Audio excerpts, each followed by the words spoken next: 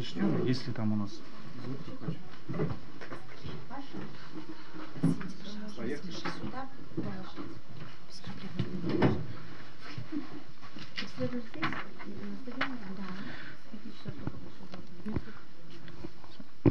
Доброго дня, уважаемые любители хоккея с мячом. Вот так вот неожиданно мы оказались в эфире со звуком. Долго-долго пытались выяснить, есть ли он или нет. Но мы уже начинаем и уже начали нашу трансляцию из Сыктывкара, где вот на поле Сыктывкарский строитель и, соответственно, Мурманский хоккейный клуб «Мурман». Очередной тур Суперлиги. Ну и, наверное, сразу же побежим по составам играющих команд. Сыктывкарский строитель в воротах у нас сегодня номер 20 Максим Шакиров. Полевые игроки: 83 Сергей Филатов, номер 9 Владимир Волосюк, номер 44 Максим Немцев, номер 3 Иван Кораблин, 77 номер Сергей Шибонкин, капитан команды, номер 8 Артем Лихачев, 37 Евгений Леухин, номер 23 Максим Зубарев, 28 Алексей Башарымов и номер 93 Денис Садаков. Запасные игроки команды: Макар Екишев, Андрей Куликов, Павел Разубов, Никита Агафонов, Александр Ваюшин, Максим Медведь. Ну и в студии у нас сегодня Валентина, как всегда. Пожалуйста, Валентина, состав хоккейного клуба «Мурман», наших сегодняшних соперников. Здравствуйте, уважаемые ценители хоккея с мячом. Большой привет нашим зрителям из Мурманска. Поздравляем с возвращением в Суперлигу. И стартовый состав команды «Мурман». Прошу сразу же прощения, если вдруг где-то неправильно поставила ударение. В комментариях к трансляции меня можно поправить. Итак, в воротах сегодня под номером 30 Митрошенко Николай, 5 номер Кротов Александр, капитан команды, 25 Клобуков Андрей, 34 Дмитров Николай, 11 Корев Денис, 14 Гаврилов Николай, 21 Никитенко Роман, 55 Гладышев Алексей, 77 Лихачев Сергей, 81 Азаренко Матвей и 80 Зубарев Константин. На скамейке запасных вратарь Янов Максим, под 7 номером Развезев Федор, 9 Пономарев Илья, 13 Кондратьев Эдуард, 16 Ронжин Александр, 17 Вавилов Борис, 19 Ахатов Азат и 96 номер Щеглов Евгений. Ну и мы вместе с вами будем настраиваться на хорошую игру, так же, как и наши операторы сейчас настраиваются на хорошие планы. Немножечко такой форс-мажор возник, поэтому буквально несколько минут потребуется еще нашей бригаде, чтобы уладить все технические неполадки, и чтобы вы получали довольно четкую, яркую, интересную картинку с разных ракурсов. Так что придется немножко потерпеть, но я думаю, что минут 5, 6, 7 где-то на это потребуется еще. Главное, что картинка уже есть, счет на табло не изменился, хоть и прошло уже несколько минут, да, можно было бы и забить пару мячей в ворота гостей при хорошем старании, но при плохом можно было парочку и пропустить. Вот, в общем, счет не изменился. Сыктывкарский строитель в синей форме, как вы знаете, Мурман играет в черно-желтых свитерах. Ну и вот сейчас сыктывкарцы будут владеть мячом. По уже такой неприятной традиции Сыктывкар сегодня играет без Никиты Сферидова. По-прежнему травмирован Артем Зимин, хотя вроде и прогнозировали его восстановление к сегодняшней встрече. Но вот, возможно, дали все-таки возможность игроку восстановить свои силы. Ну и решили, может быть, не рисковать. Все-таки конец сезона, объективно говоря, матч, конечно же, имеет турнирное значение, но не такое принципиальное, да, то есть уже обе команды практически потеряли уже, на самом деле, шансы на то, чтобы ворваться в восьмерку сильнейших, поэтому такие вот местечковые разборки. Ну, да, вот нам сейчас Валентина показывает на турнирную таблицу, да, есть, конечно, еще теоретический шанс у Мурмана, там между Мурманом и Кузбассом всего лишь 8 очков в турнирной таблице, но постараться, конечно, придется мурманчанам для того, чтобы этот разрыв нивелировать, тем более, насколько я помню, у Кузбасса довольно много домашних игр, и в том числе как раз со строителем. Ну, вот Мурманск у нас в атаке по правому флангу и зарабатывают первый стандарт в этом матче, первый угловой гости. Максим Шакиров разминается. Ну, мы напомним нашим сыктывкарским зрителям, то, что в прошлом матче после казанского «Динамо» строитель заработал очень много углов, ни один из них, к сожалению, не реализовал. Ну, вот зато наши соперники закатили нам мячик в ворота как раз-таки со стандарта. Да, ну и вот сейчас опасный момент у ворот Строителя. Да, как-то не Максима особо. Шакирова просто мяч не дошел после рикошета, да, и мог быть он немножко в другую сторону, и был бы первым на мяче именно игрок Мурмана.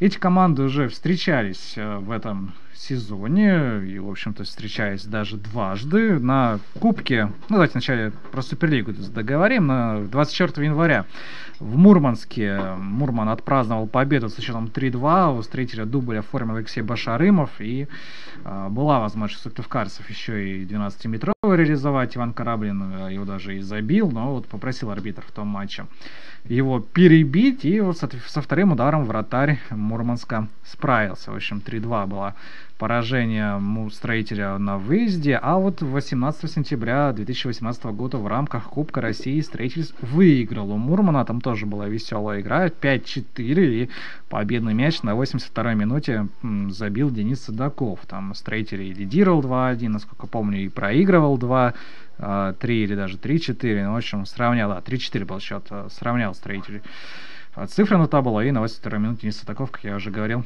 принес своей команде победу. Ну, мы рассказали о судьях, наверное, еще самое время представить бригаду арбитров сегодня. Это Вячеслав Курбанов, город Абакан, его помощники также из Абакана Денис Казаков и Дмитрий Маланин, и резервный судья Михаил Цивунин, город Сыктывкар. Инспектор матча Александр Параваев из Калуги. Ну, пока игра у нас не радует изобилием голевых моментов, да, и фокусом на этой камере. Может быть, порадует чуть-чуть попозже. Вот. Ну, мы будем надеяться на то, что соперники пока что просто разыгрываются, как-то примиряются друг к другу. Стоит отметить то, что сегодня в Сыктывкаре на самом деле такой серьезный шквальный ветер, поэтому, наверное, бегать сложно. Вот я смотрю, что Сыктывкар играет сейчас против ветра. Ну, у нас сегодня такой ветер оборвал в центре города провода. Казалось бы, 21 век на дворе, да, 2019 год, чуть назад уже, да, сошел. 2019 год, но вот провода обрывает даже ветер. Город теряет иногда электричество, и светофоры не работают, пробки образуются. В общем, все нормально. Если где-то время остановилось, так это у нас. Ну, пока сыктывкарцы контролируют мяч на своей половине поля, ищут возможности для того, чтобы перейти в атаку, но вот не удалось это сразу же сделать. И Николай Дмитров, 34-й номер, мяч перехватил, потом оказался на льду. И... Ну, кстати, вот на льду оказываются хоккеисты Строителя, как видим в этом эпизоде, без посторонней помощи. Может быть, действительно, ветер довольно сильный, что даже хоккеисты уже не держатся на ногах. Ну, на самом деле, сегодня по всей территории Республики Коми объявлялись штормовое предупреждение, поэтому все может быть сегодня. Я думаю, по такой погоде она, в общем-то, не имеет предпосылок для того, чтобы измениться. Может быть, даже есть у Строителя какая-нибудь задача просто первый тайм отыграть, не уйти в роли догоняющих, ну а во втором тайме уже по ветру играя, может быть, попробовать такое погодное преимущество и реализовать. Давайте посмотрим, в общем, что нас ожидает. Но, с другой стороны, как бы, мне кажется, Мурману не особо мешает погода, потому что это единственный вообще заполярный клуб в стране. Ну, пока еще нету, да, в Воркуте нету пока. Нет, ну тогда можно говорить там Воркута, допустим, ну как Нарьян Марс или Харт. Ну, было бы неплохо такое, было бы полярное дерби. Но на самом деле там очень сложная логистика, и я вот себе не представляю, как команда бы ездила просто на поезде там далеко и долго. Мне кажется, на оленях упряжках. Ну да, на оленях, прекрасно. Это было бы просто оригинально. Опять же, 21 век, да? Возвращаясь к уровню технологий. Мурман пока владеет мячом, теперь уже на своей половине поля. Сыктывкарцы прессингуют. Ну, наверное, команда борется сейчас, ну, прежде всего, Строитель борется с погодой, поэтому не до атак сейчас Сыктывкарскому клубу. Вот, ну, обе команды довольно часто друг с другом играли, богатая история противостояний, и прежде всего это касается игр в высшей лиге чемпионата России. И напомню, что еще в сезоне 16-17 годов Строитель играл в высшей лиге, Мурман только этот сезон проводит впервые после долгой паузы в элитном дивизионе, и команды там, в общем, вдоволь друг с другом наиграясь. Напоминаю, что в высшей лиге регламент немножко был другой, но и сейчас такой же, что играют спаренные матчи, то есть в одном сезоне играют 4 встречи друг с другом коллективы, вот, и поэтому соперника, наверное, уже хорошо изучили еще по тем встречам. Да, конечно, составы меняются, но, наверное, игровая манера в чем-то схожа. Ну и тем более не будем забывать, что тот же Павел Яковлевич Франц, главный тренер Строителя, как раз возглавлял Сыктывкарский клуб в том последнем сезоне высшей лиги, который стал чемпионским. И, кстати, в этом же сезоне пришел новый тренер Мурмана, то есть они уже как бы понимают, как они играют между собой и тактику каждой команды. Ну вот в том сезоне Сыктывкарский Строитель чемпионском, да, о котором мы говорили, трижды обыграл Мурман в рамках регулярного чемпионата. 2-1 на выезде, 2-1, 4-3 дома.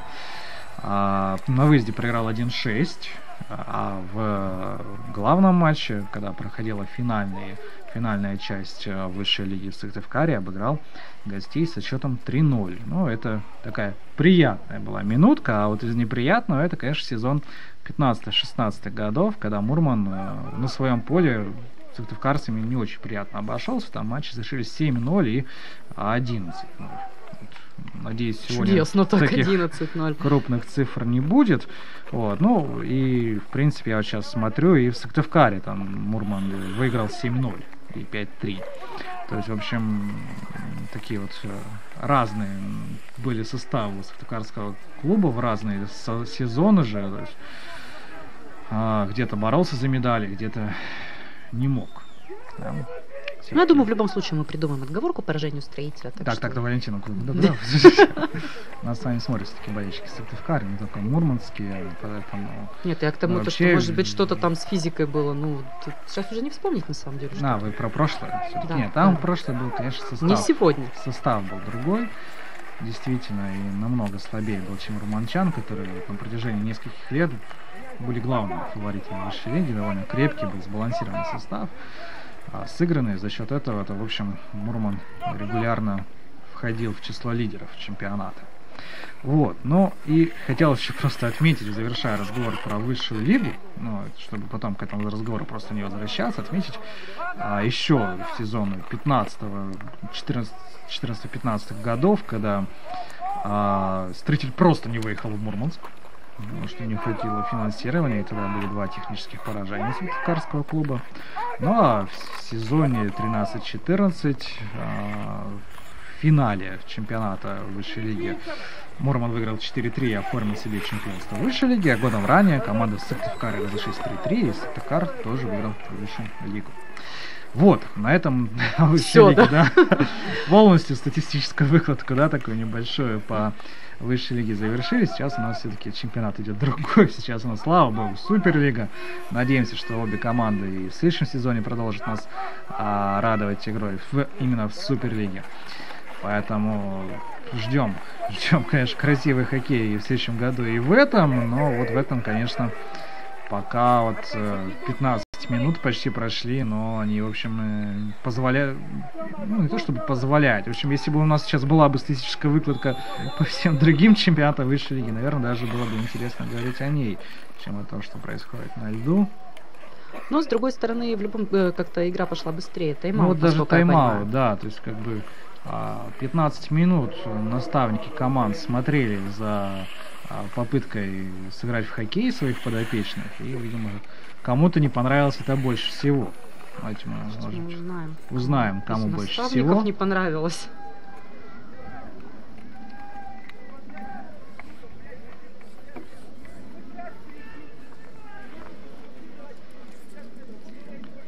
У нас пока минуточка перерыва. Павел Яковлевич Франц созвал своих подопечных на беседу. Ну, как раз именно Павлу Яковлевичу, наверное, больше всего не нравилось то, что происходит на поле. Совершенно без атак играли сыктывкарцы в этом отрезке первого тайма. Но вот, может быть, что-то сейчас поменяется после разговора по душам. Ну что ж, продолжаем следить за развитием событий. Ну, снова повторим, что на самом деле сыктывкарцам сегодня играется довольно-таки тяжело против ветра. Но мы еще пока не видели, как мячик не улетает и сдувает его, но все же снаряд, конечно, тяжелый. Ну вот сейчас мяч наконец-то доставили строители до штрафной площадки соперника, даже прошла, поборолись за него, но вот заработать угловой все-таки в этом эпизоде не удалось, хотя бы мяч сохранили. Сергей Шибонкин сейчас будет делать заброс в штрафную, там верховая борьба и удар мимо ворот проходит. Ну, наша любимая рубрика, напоминаем, что есть, для тех, кто не знает, есть у нас такая любимая рубрика «Чё там у других?». Что там в Кирове у нас есть еще рубрика, да.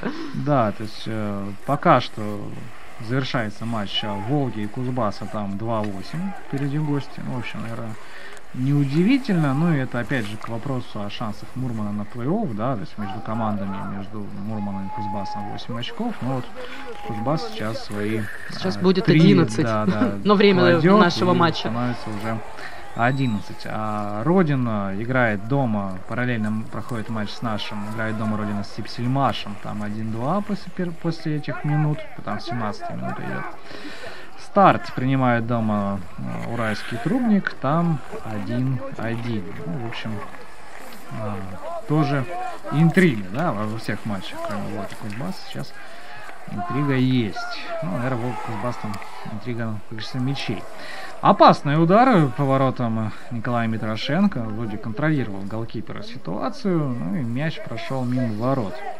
Так что здесь ничего страшного для стража рамки Мурмана не было. Ну, давайте посмотрим по турнирной таблице. Вот у нас, да, Старт Уральский Трубник играет. Старт 26 очков, опережает сыктывкарцев на 3 очка. Уральский Трубник у нас сейчас на 7-й позиции. Ну, потенциально Мурман еще, наверное, даже и Уральскому Трубнику, может быть, угрожает. Ну, там вот Уральский Трубник пока не выиграл, да? Как вы, Алексей, любите говорить, математически, да? Вот. Математически. Математически. Ну, не то чтобы. Вот, ну, в общем, строитель после тайм-аута провел пару атак, которые по сравнению с тем, что были в начале матча, даже кажется осмысленными. Вот, пошел уже в новую, пока мы тут болтаем. Денис Судаков прошел по флангу. Удалось сохранить мяч. Сыктывкарцы, Иван Кораблин. Заброс, скидка, есть ли удар? 37-й номер Евгений Ухин. Ну, здесь мяч мечется по штрафной площадке. И уже мурманчане будут им владеть. А нет. Не будут. Артем Лихачев сказал, что лучше он не повладеет. Говорится, мяч мурманчанам не игрушка. Вот, отобрал. И вот уже гости ответили, отобрали мяч уже у обороны строителя. И, в общем, серия таких ошибок. Даже уже не знаю, уже боишься уже сказать, у кого мяч. Но пока у Максима Зубрила, 23-го номера строителя, по центру разгоняет он атаку. Трибуну. И будет ли удар? Ну нет, удар удалось нанести, но блокировали его от этого выстрела гости, и угловой зарабатывает строитель. Вот как раз первый угловой уже для сыктывкарского клуба. Мурманск уже подавал стандарт от углового флажка. Вот посмотрим, что будет. Да, что будет, чем ответят хозяева поля. Вот снова вернусь к матчу с казанским «Динамо». Вот там могли потренироваться наши хоккеисты. Там могли, да, там потренировались. Здесь очень можно, много их в принципе, было. И показывать, что наработали. Наработали неплохо. Удар пришелся в створ, и Митрошенко свою команду выручил. Не сказать, чтобы мяч там шел на какой-то неберущейся высоте для вратаря. Очень, на самом деле, удобно. Но, опять же, в том же матче с Казанью удары посмотрелись намного хуже. Ну, это уже показатель, то, что после тайм-аута мы хотя бы куда-то в сторону ворот бьем, а не защищаемся на своей половине поля, поэтому ждем дальнейшего развития событий. Уже почти половина тайма прошла, поэтому смотрим, что будет дальше. Хотя бы вот наполнение в игре появилось, да, какая-то мысль игроков-хозяев, и так потихонечку строитель чашу весов в свою сторону начинает перевешивать, больше владеет территориальным, наверное, преимуществом. Не могу сказать, что оно прям какое-то существенное, да, и что Мурманск заперт на своей половине, но Пока что все к этому идет, но самоотверженно, видимо, обороняются гости. Ну, судя по Стараются, первым, вот по крайней мере. по началу матча, игра будет интересной. Я думаю, то, что сегодня прямо такого водопада голов мы, конечно, не увидим, но Может такое быть, снегопад. Снегопад, да. Но серьезное противостояние намечается, потому что и гости, и хозяева смотрятся на площадке примерно одинаково. Поэтому непонятно, что будет, и, может быть, все решится где-нибудь на последних минутах второго тайма. Ну вот, опять же, наша любимая рубрика «Посмотри, что говорят, что прогнозируют для букмекеров» в одной из групп в социальных сетях. Там предлагали плюс 2 коэффициент фора, точнее, на Мурман. Да, то есть, пока что она играет при счете 0-0. Ну что ж, смотрите, как верят болельщики в Мурман после возвращения в Суперлигу. Мне кажется, даже будет плюс 2 больше верить все-таки в упорную борьбу и то, что даже, может быть, строитель зацепится за минимальную победу. Ну, где-то вот действительно с опасением можно относиться к этой паре. Может выиграть абсолютно любой, и результат вообще может быть абсолютно любой. Играли бы, наверное, при хорошей погоде, может быть, действительно уже и голы были в этой встрече, но вот ветер свои коррективы вносит. Денис Садаков дошел до штрафной соперника и забивает этот мяч! Это шедеврище в исполнении Дениса Садакова. Нам нужен срочно повтор. Мы это видео запишем на YouTube, отправим во все ведущие клубы мира, надеюсь, да? Хотя они, большинство из них в России. На самом деле это такой, мне кажется, вот честно, мне было не особо видно, но это такой трудовой гол, он его прям затолкнул просто. Денис Садаков просто в одиночку сделал этот мяч, обвел просто всех игроков Мурмана, кто попался ему на пути, и вот такой вот сколобок из Сыктывкара, да, не дошел он до Лисы, и зато и дошел вот до ворот, и даже вот смотрите, ушел от троих убегая, здесь четвертый встречает и обманывает, мне кажется, даже вратарь начал раньше смещаться в сторону, ожидая прострела на фланг, а Денис Садаков вместе с мячом заехал в ворота, 1-0 и забивает нападающий Сыктывкарского клуба. Для него это 17-й мяч в чемпионате. По этому показателю он лучший в составе строителя. Ну, в общем-то, и по системе гол плюс пас теперь догоняет Максима Зубарева. У обоих по 24 балла по этой системе. Да. Ну, в общем, прекраснейший мяч в исполнении строителя. Но осталось поддержать почин. Мне вот сейчас показалось, что Алексей Башарымов, 28 номер, пойдет по хорошо проторенной дорожке Дениса Садакова и точно так же зайдет в штрафную. Но вот Алексей Башарымов все-таки решил прострел делать. Мы видим, как Николай Митрошенко, да, от досады уже просто мяч пнул ногой. Довольно точно он докатился. Точнее, ряда передач от игроков сегодняшних команд. Вот. Так что можно задуматься и о футбольном будущем вратарю Мурмана. Ну, а здесь есть еще такой на отскоке удар. Проходит мяч мимо. По-моему, это Артем Лихачев, 8 номер, бил. Уже просто наотмашь, чтобы отправить мяч, может, даже не просто в ворота, а куда-нибудь подальше, чтобы успели игроки обороны строителя вернуться. Ну, здесь, да, первый удар был заблокирован, потом Артем Лихачев, 8 номер, наносил, чтобы уже быть уверенным, что не будет контратаки гостей, чтобы все игроки строителя свои позиции заняли. Здесь потеря на подступах штрафной Мурмана, и контратака гостей разворачивается, пас у нас идет на правый фланг, здесь прострел в центр, и вот 70-й номер Сыктывкарского клуба, это Максим Медведь, все-таки справился с отскоком, смог мяч отбить из своей штрафной. И вот здесь опасный мог быть прострел. По-моему, Алексей Гладышев открывался под эту передачу. И если бы мяч дошел до игрока Мурмана, мог быть вполне выход 1 в 1 с Максимом Шакировым, который, кстати, сегодня пока почти не заметен и, наверное, даже хорошо. Хотя, с другой стороны, такой ветер против Максима, да, наверное, прохладно в Сыктывкарского клуба. Главное, чтобы его из ворот не выдуло в самый неподходящий момент. Вот, но как бы мы тут не ссылались на ветер, нам довольно-таки повезло сегодня, то, что нет хотя бы метели такой серьезной. Которая была утром, да? Да. С утра нас заметало, на самом деле, капитально, но вот сейчас немножко снежок подуспокоился, но ветер остался. Да, ну, Сергей Шибон проходил по правому флангу, отдал мяч, по-моему, на 29-й Александр Ваюшин, дошел до лицевой линии и заработал еще один стандарт для своей команды, свободный удар. Конечно, хотелось бы угловой, но Сергей Шибонкин делает заброс, снова борьба за мяч идет и уже просто уже выносит. По-моему, это был Константин Зубрев, 80-й номер, могу ошибаться. Может быть, Матвей Азаренко, да, 81-й. Мне вот, кстати, интересно, они не родственники с Максимом? Нет, не родственники, просто однофамильцы. Ну, был просто, по-моему, такой вопрос на моей памяти. Где-то в социальных сетях уже отвечали, да, что просто однофамильцы, но оба играли за Кировскую Родину, если не изменяет мне память. Да, не изменяет вам, Алексей, память. Оба играли за Кировскую Родину, именно поэтому-то я и спросила. То есть, ну а пока атака Мурмана левым флангом развивалась, и заставили понервничать оборону Строителя гости и заработали угловой для себя. По такой погоде, в общем, да и вообще в любом случае угловой всегда опасен.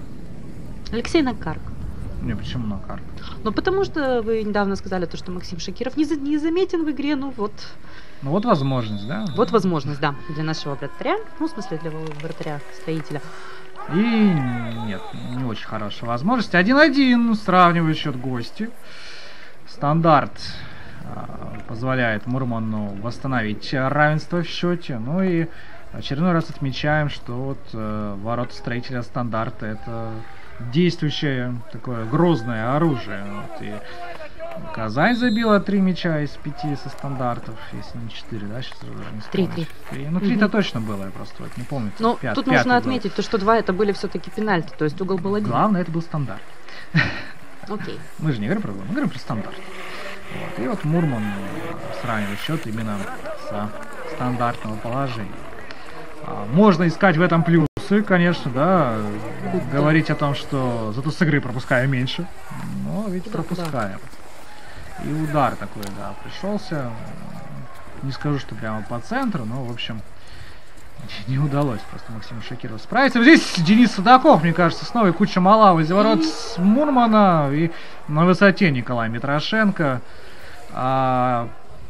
Денис Судаков у нас в этом сезоне, кстати, вот мы говорили, что вот забил вот первый мяч шедевр, но он у нас уже и Байкалу энергии забивал шедеврально, просто мяч как из прощи с лету посылал под перекладину, так что только красивый, никак иначе, только красивый и со стандарта, вот так вот Денис Судаков в сезоне забивает. Ну тут главное много. Ну, как бы для команды лучше, конечно, не качество, а количество. Да, давайте. Ну, для Строителя, да, для Строителя это нормальный результат. 17 мячей. Ну, давайте посмотрим.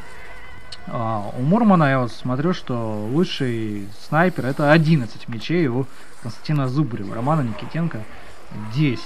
Вот нам показывает, к сожалению, кто был автором забитого мяча. Я не посмотрел, если честно. Александр Кротов был автором мяча, да, это капитан команды, напомним. Вот. Ну, для Александра Кротова только 4-й мяч стал в этом чемпионате, в этом розыгрыше Суперлиги. Ну, у нас тоже капитан команды в прошлой игре, по-моему, забил свой первый мяч, хотя было очень много результативных голевых передач. Ну, у Кротова 3+3 по полезности, у Сергея Шибонкина, если сравнить, 1+17. Вот. Ну, не в этом, в общем-то, не будем меряться статистикой, да. Вот, тем более, если давайте посмотрим момент, вратаря на мяч. По забитым мячам, вот, Строители, обе команды сыграли 23 игры, Строитель забил 80, в то время как Мурман 66. Ну и пропустил, в общем-то, Сыктывкарский клуб 123, да, против 92 у гостей. Так что можно просто вывод сделать не про надежность там обороны, да, не про качество атаки, а про то, что в играх Строителя больше мячей забивается. Вот. Такая вот перевернул Алексей статистику, как настоящий чиновник в свою пользу, ну, в смысле, в пользу Строителя. Ну, пока атака была у Мурмана, но здесь Владимир Васюк против 4 не пошел, да, сделал все-таки передачу на Зубарева, там вот потеря была, ну, Там, в общем, безвыгодная практически ситуация была у Владимира Власюка. Либо идти на четверых, либо через них пытаться сделать точный пас, который-то, в общем, не очень-то и ждал, мне показалось, Максим Зубарев. Прессингуют гости. 9 номер Илья Пономарев. Прессинговал Евгений Леухина. У Евгения Леухина был совершенно недавно праздник. Там 2 месяца со дня рождения ребенка.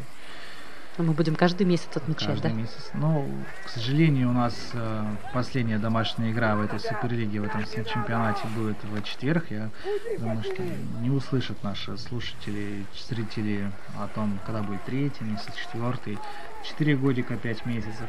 Зато услышат про годик. Да, про годик услышат точно. Годовасие есть такое противное слово, знаете, Алексей? Вот. Но мы искренне надеемся, что хоккеисты Строителя продолжат в этом матче атаковать, а после игр повышать демографию в Республике Коми. Почему бы и нет? Какие многозадачные у нас спортсмены. Да, но у них есть, да, государственная задача на самом деле. В конце концов, продвигать русский хоккей. Совершенно скоро, 1 марта, будет открыта официально школа по хоккею с мячом в Сыктывкаре. И не просто школа, а Олимпийского резерва, да, заметьте. Раньше это было отделение при Шора номер 1, сейчас будет именно отдельная школа. И все-таки надо эту школу в будущем кем-то заполнять. Вот. Пока же стандарт. Строитель, свободный удар с розыгрышем мяча, но передача, конечно, была в молоко, как говорится, ну вот никуда. Ну да, здесь можно было или похитрее что-то придумать, или как-то поточнее сыграть с сыктывкарцем. В общем-то, выбрали, наверное, самый худший вариант развития событий. Ну ладно, не будем грустить, игра продолжается пока. Пока еще, да, и играть еще впереди у нас целый час, и еще, в общем, и в первом тайме времени. Вагон и маленькая вот тележечка с углем. Да, Мурман пытается уйти в контратаку. Смотрим сейчас, насколько удастся это гостям. Здесь тоже немножко точности не хватило в передаче. И, по-моему, Денис Судаков. О, смотрите, опять элегантно Николай Митрошенко играет ногой. Вот мне кажется, красиво, да, у него так получается коньками? Здорово. Мне кажется, вот можно Николая Митрошенко и моделью побыть. Да, он очень так грациозно смотрится на поле. Вот. Мы еще, конечно, надеемся, что увидим его грациозные прыжки, когда он будет пытаться доставать мячи из углов своих ворот. Есть даже надежда, что не всегда это ему удастся. Вот. Но для этого нужно хотя бы старание от игроков Строителя, в первую очередь. Понятное дело, что мы, как и любые домашние комментаторы, переживаем за свою команду, поддержим ее. Но тем более есть шанс сегодня все-таки прервать свою затяжную такую безвыигрышную, даже безочковую серию. Понятное дело, что было в рамках этой серии прекрасное выездное турне по Иркутску, Хабаровску и Красноярску, да, где, в общем-то, как говорится, далеко не каждая птица долетит до середины Днепра. Вот, так и здесь далеко не каждая команда доиграет эту серию хотя бы с 1 очком. Вот, но обыграет Енисея. Да. Ну а здесь у нас мы видим травму получил у нас игрок Строителя, и небольшая остановка была в игре. Вот врач оказывает помощь, не видно было с первого раза, кто это. Здесь Максим Немцев и да. И Максим Немцев. Максим Немцев, но здесь больше он об бортик, мне кажется, ударился. 14-й номер. Николай Гаврилов, да. С ним вместе такое было самбо, да, в исполнении Николая Гаврилова. Самбо черно-желтого мотылька, спел бы Валерий Меладзе. Да. И вот Максим Немцев не очень приятно просто упал на бортик. Болезненно, конечно. Какие? Не травмы, наверное, но ощущения такие неприятные. Я думаю, что с Максимом Немцевым все будет в порядке. И вернется он в игру довольно скоро. А вот сейчас на угловом как раз Максим Немцев бы и пригодился. Уже отличался он забитыми мячами. Насколько я смотрю, у него 3 гола в этом чемпионате. Если мне не подсказывает, не врет интуиция, то все эти 3 мяча как раз были забиты именно с угловых ударов. Так что сейчас бы Максима Немцева на поле бы увидеть было неплохо. Но и без него довели до удара дело сыктывкарцы. Другое дело, что мяч прошелся по льду полетел практически, да, на небольшой скорости. И, в общем-то, точно в руки Николая Митрошенко. Ну, тоже так грациозно поймал мяч. Абсолютно спокойно. В общем, нет поводов для паники было в этом эпизоде у вратаря гостей. Ну, здесь очередная атака по центру в исполнении Строителя. Мурман перехватывает мяч. Ну, отборы четко сыграли. Вот здесь просто по мячу игрок не попал. Чуть-чуть быть порасторопнее Денис Судаков, можно было и обокрасть соперника. Ну, Денис Судаков уже, в принципе, сегодня свое дело сделал, да? Гол забил, болельщикам все понравилось. Мавр сделал свое дело, Мавр может уходить. Да, наверное, здесь вот сбивает Александра Ваюшина, или Сергей, да, Александр Ваюшин, 29 номер. Сбивает его на подступах штрафной, и удаление в составе гостей. Это 25 номер Андрей Клобуков. Отправляется на скамейку грубиянчиков. И свободный удар будет Строитель наносить, разыгрывать. Ну, сейчас посмотрим вообще, что они придумают.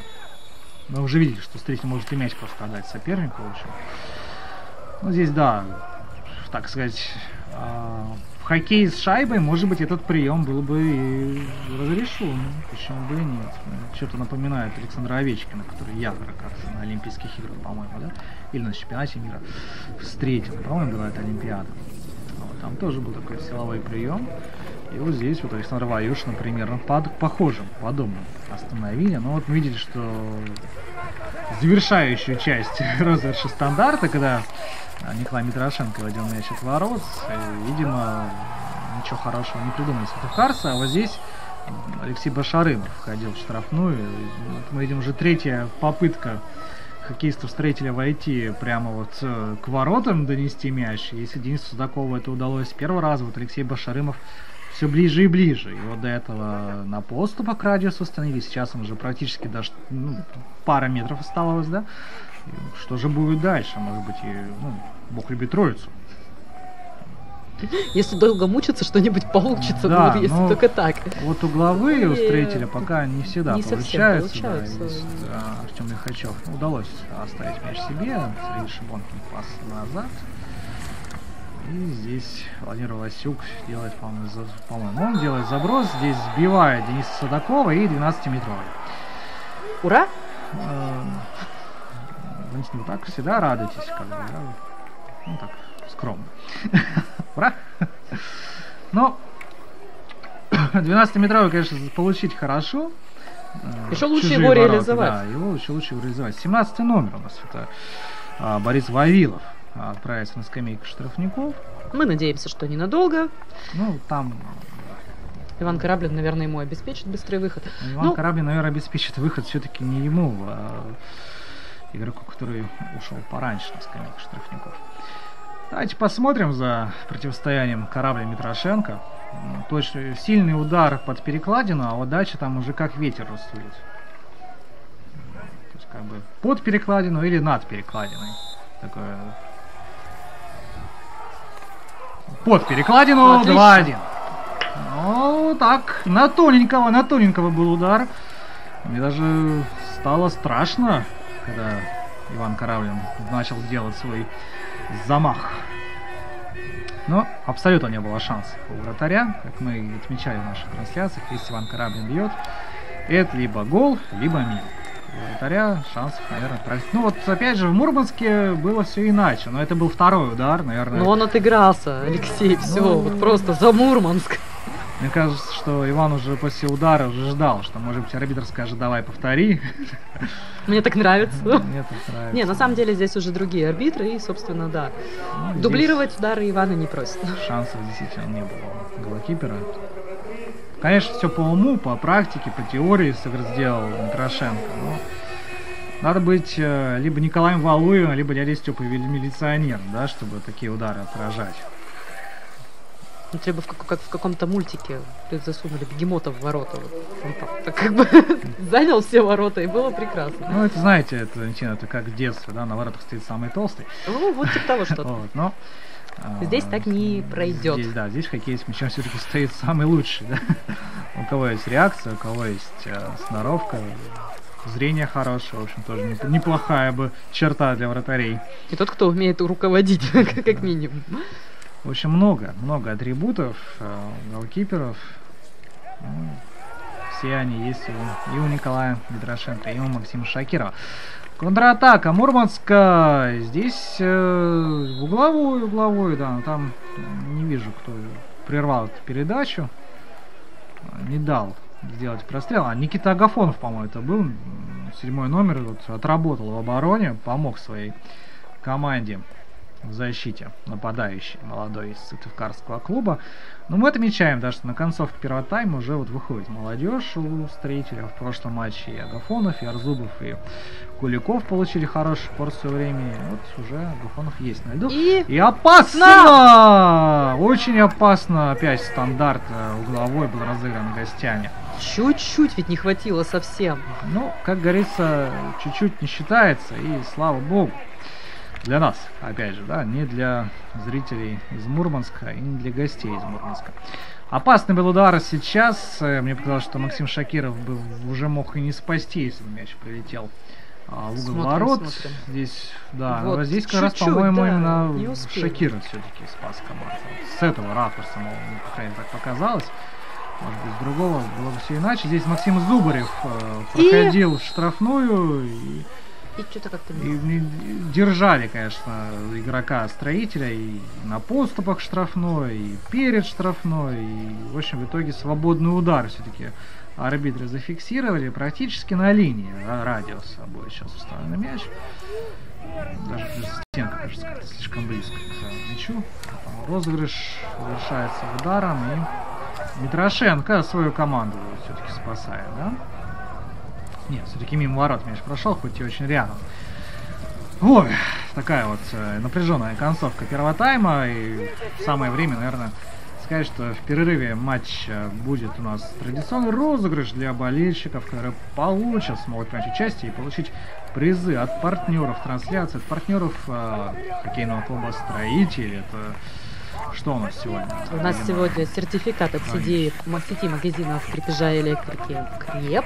Также мы подарим билеты на посещение бассейна и спортзала «Орбита» и билеты в кино от информационного агентства БНК, которое является генеральным информационным спонсором клуба «Строитель». Ну и, собственно, ведет эту самую трансляцию. Да. Это не просто так у вас там буковки. Вот, ну, БНК, да, можно по-разному было бы попрактиковаться, поизощряться в расшифровании этой аббревиатуры, но не будет. Пока что мы напомним, потому что времени мало уже. Можно, если есть желание, можно во втором тайме поизощряться. Вот. А пока мы просто напомним, что следующий матч станет последним в регулярном чемпионате для Сыктывкарского клуба в этом сезоне. И значит, домашний матч будет. Домашним, я имею в виду, конечно. Конечно, с домашним матчем. Сейчас, подождите, дождемся, да. Вот такая вот интересная была траектория мяча. Вот, и это значит, что на следующей игре кто-то из болельщиков, либо тот, кто посетил все игры по билетам, либо тот, кто купил абонемент годовой, станет счастливым обладателем 100 литров бензина. 100 литров бензина, чтобы в следующем году можно было на своей ласточке ездить на хоккей с мячом. Можно еще куда-нибудь, можно на дачу. Это не все еще, это подождите. Это еще не все, рассказали. Конечно же. Это еще спортивный велосипед марки Шкода. Вот прям фирменный и очень классный. Мы его уже видели. Сейчас даже еще одна Строителя. Максим Зубарев мяч на пятачке, выражаясь какими словами. Но там, в общем-то, ни Винни-Пуха, ни Остика я не оказалось. И здесь остановочка игры. И фиксирует арбитр. Что у нас арбитр фиксирует? Угловой фиксирует арбитр, я так понял, да. Так вот, да, все-таки. Быстро, пока не пробили. Итак, велосипед фирмы Шкода, а также очень большой и очень нужный набор инструментов, для настоящих мужчин, те, кто ходит на хоккей, либо для их прекрасных половин. В общем, 21 числа, то бишь в четверг, в Сыктывкаре разыграют прекрасные призы. И угловой завершается, в общем-то, не очень чем-то интересным. Да, это Строитель. У нас с угловыми пока не очень хорошо в этом. Последние пара-тройку игр. Пора бы, конечно, исправляться сыктывкарцам. Вот. Ну и у нас уже идет Уже основное время первого тайма вышло, уже идет сейчас дополнительное время. Да? Ну и пока, что пока у нас? Сейчас мы посмотрим, сколько времени у нас. Пока у нас Родина Сипсельмаш 1-5, да, в другой встрече. Здесь чуть не ошиблись игроки Мурмана в своей штрафной. Старт Уральский Трубник 2-2. Алексей, можно как бы... Там строитель пытается все равно еще атаковать, а нет уже. Вот, стартовал уже матч Водник Динамо Казань, там 0-0. И Зоркий к 15-й минуте проигрывает московскому Динамо 0-3. Только сейчас стал счет 0-3. И именно с московским Динамо играть следующую встречу Сыктывкарскому клубу. Ну, а пока еще эта игра идет, первый тайм на финише уже практически. Здесь офсайд, да, был? Здесь в офсайде оказался игрок строителя. Это был Денис Судаков, 93 номер. В общем-то. И последние секунды, как любят говорить женщины, часики тикают. Это любят говорить женщинам в основном, да. Да. Так что, Алексей, не нужно. Ну, вам видней. Вот она, наверное, последняя атака, и все. Ждем, да. Там добавили немножко к основному времени. Все-таки был тайм-аут, не забываем, да, 1,5 минуты как минимум за него. Ну и все, да, эти 1,5 минуты и прошли. Итак, 2-1. Первый тайм строитель Мурман завершен. Мы немножко прерываемся, смотрим, как болельщики выиграют крутые призы, завидуем.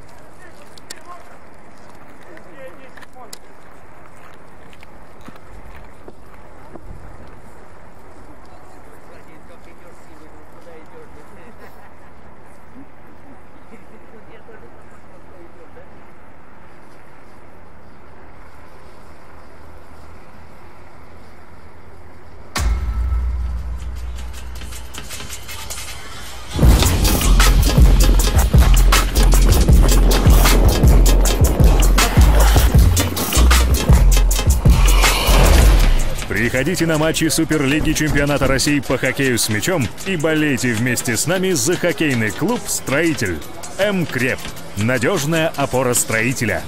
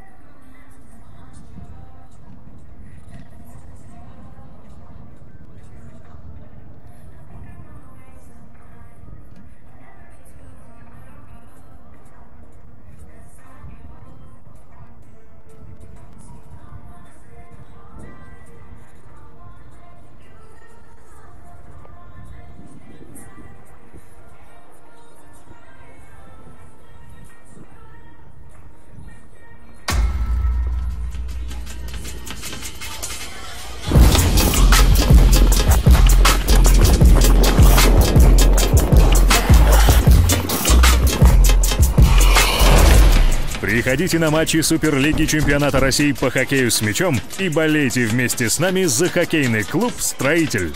МКреп. Надежная опора строителя.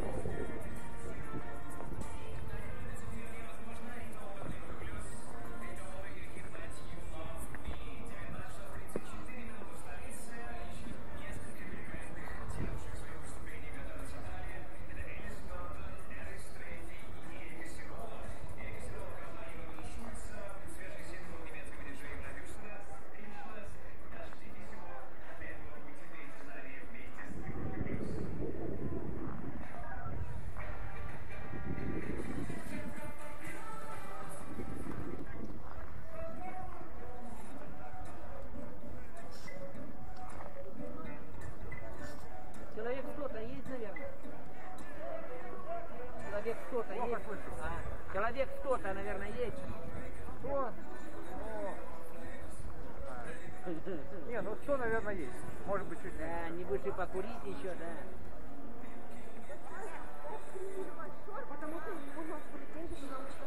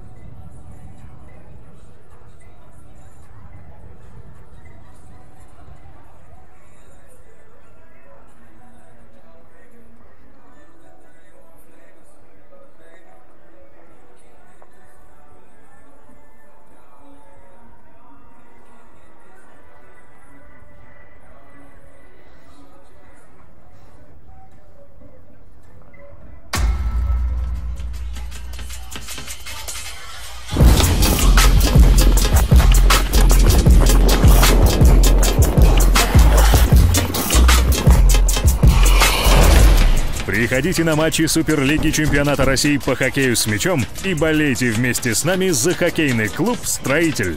МКреп. Надежная опора строителя.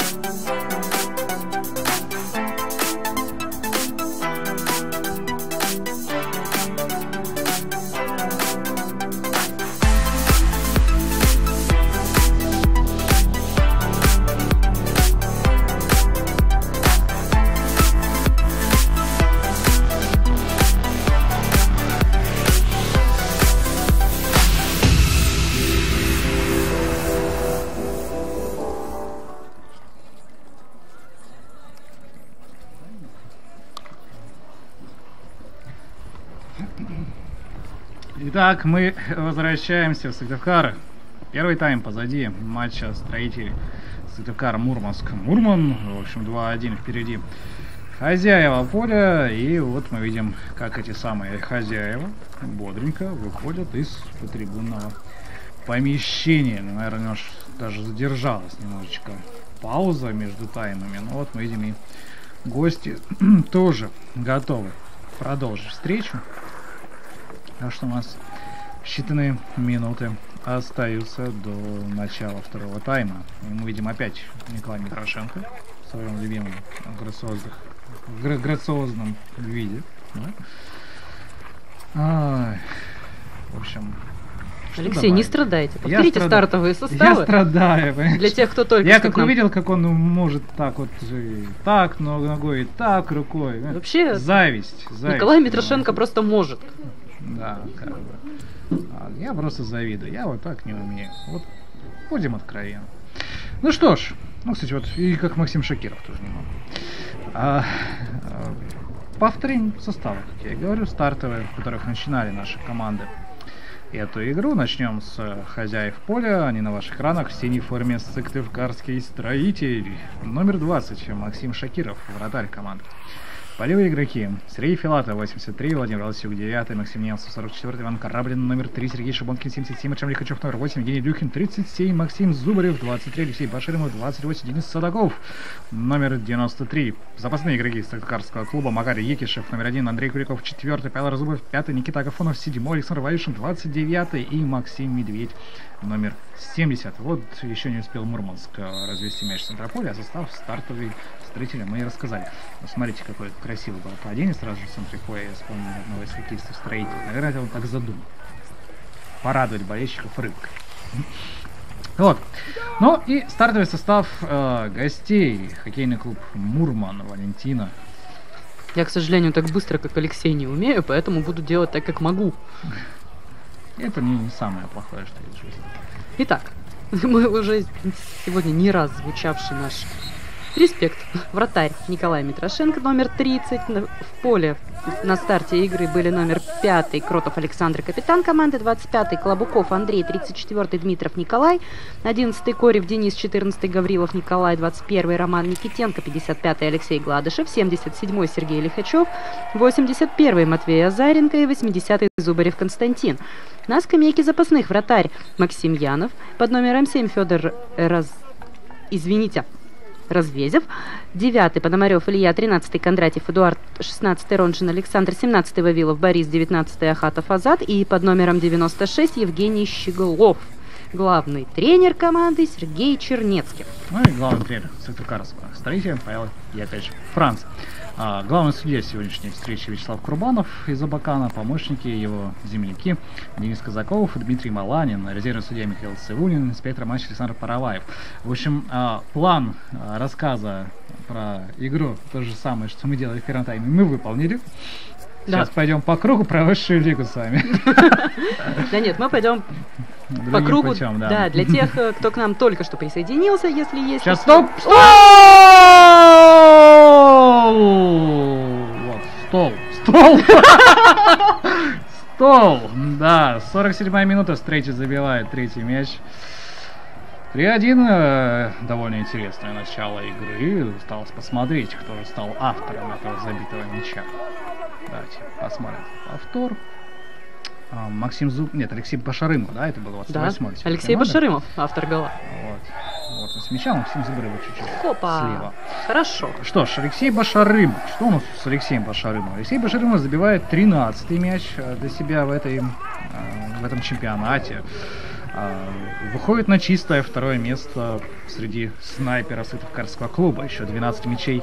Прошу прощения, нет, он догоняет Ивана Кораблина. Ивана Кораблина и Башарымов были по 12 голов к этой игре. И вот и Кораблин, и Башарымов отличились. И Судаков отличился. В общем, 3 игрока, которые являются лучшими снайперами Сыктывкарского клуба, уже свои фамилии в протокол итоговой встречи вписали. В общем, звание подтвердили, да? То, что они лучшие игроки Сыктывкарского. Следующий на очереди у нас стоит Евгений Леухин. У него 8 забитых мячей и Артем Лихачев 7.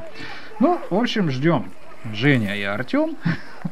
Бросьте сливы погони. Ну, в общем, Евгений Леухин, как я и говорил, ближайший фаворит на авторство следующего мяча.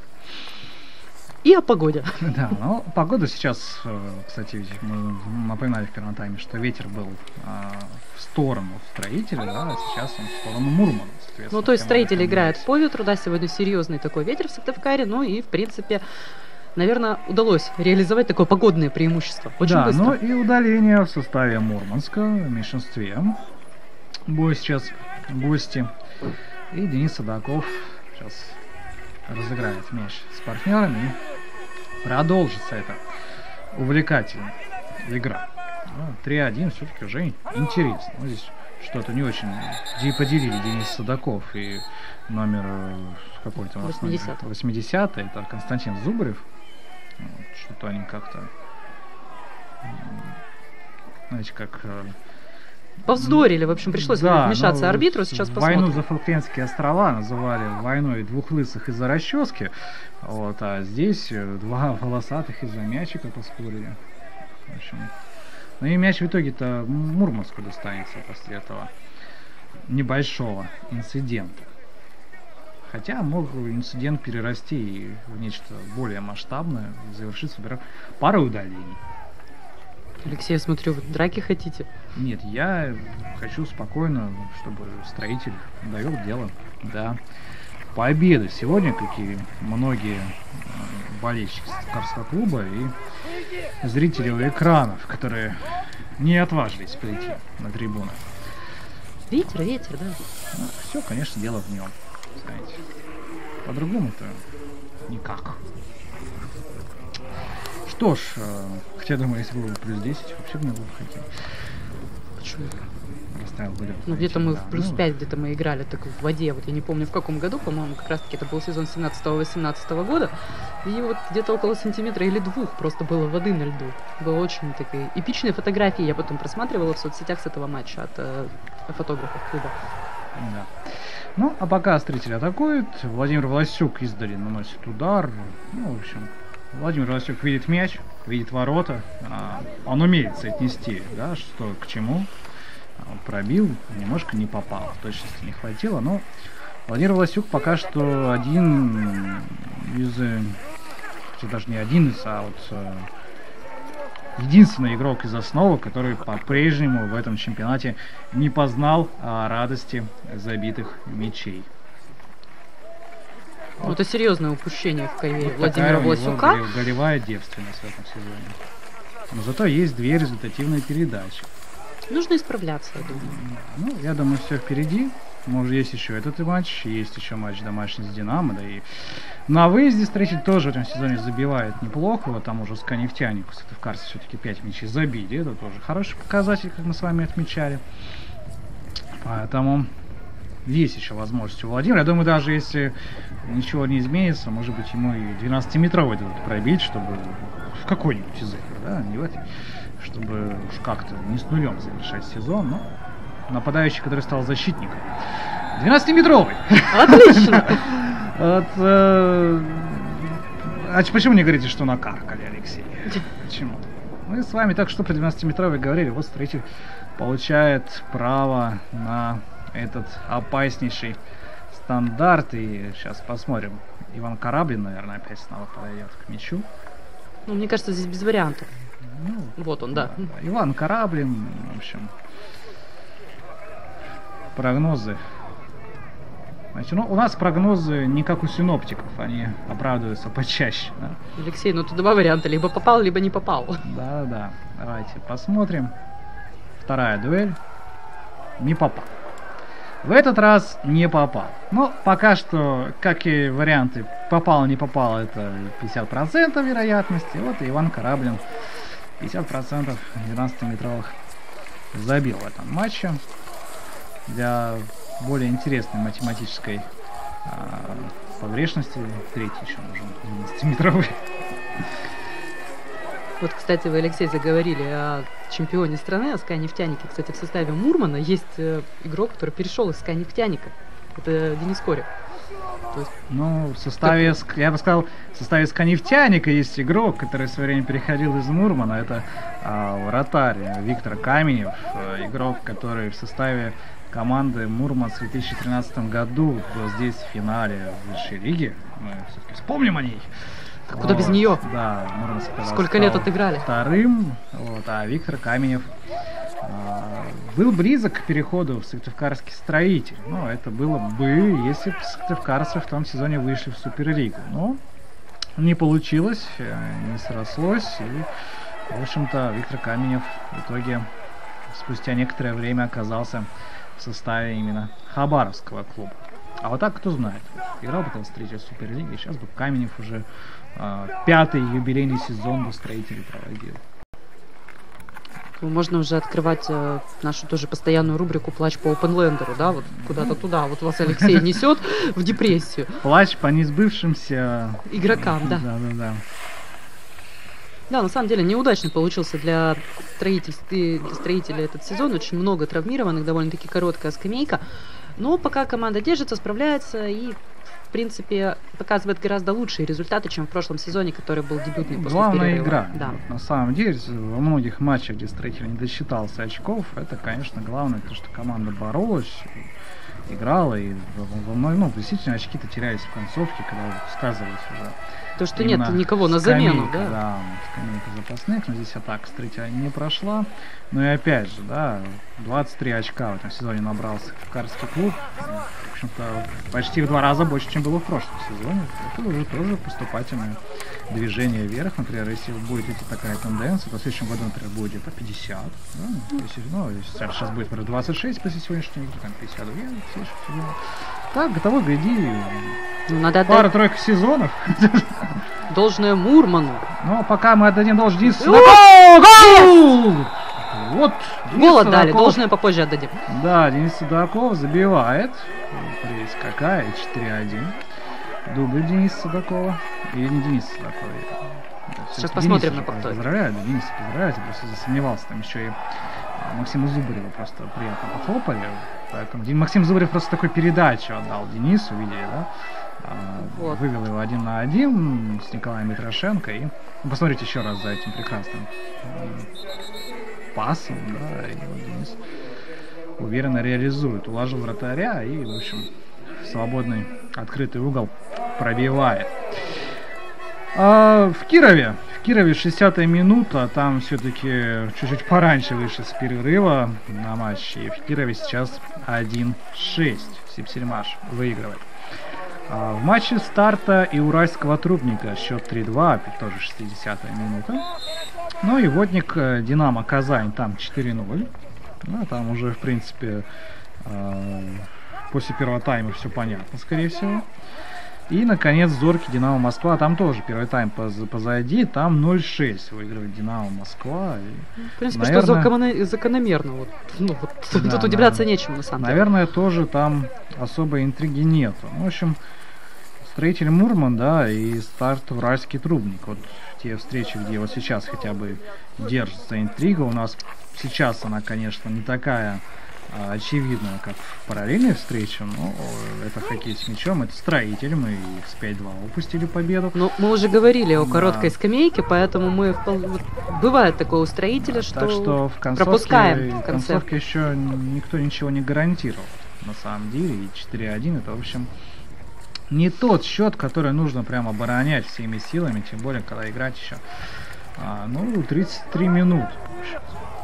33 минуты, да, 33 минуты. Вспомнил. Вернемся к Мурману, кстати, да. Вот. Отдадим команде должное, то, что после возвращения в Суперлигу Мурман умудрился набрать уже 26 очков. Все же, молодцы. Ну, у Мурмана... 29, сори, простите. Да, сейчас Ох. удаление должно быть сейчас в составе гостей. Вот. У Мурмана, мы уже отмечали, был действительно крепкий состав, который перерос уже давно-давно в высшую лигу. Но я, насколько понимаю, у Мурмана есть свои такие вятские связки, как и у Строителя. То есть там тоже очень много легионеров из Родины. Кстати, вот Максим Медведь сейчас страдает.